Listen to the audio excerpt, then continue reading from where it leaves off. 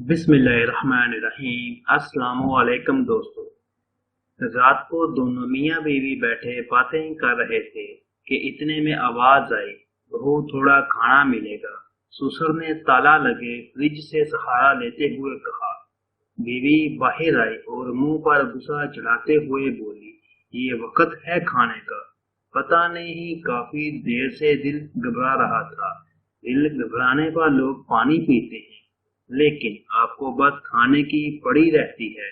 اس عمر میں لوگ ایک وقت کا نہیں کھا پاتے، یہاں 3 دفعہ کھا کر بھی نہیں ٹلتے۔ تلخی سے برتن پٹک کا وہ کچن سے نکل گیا۔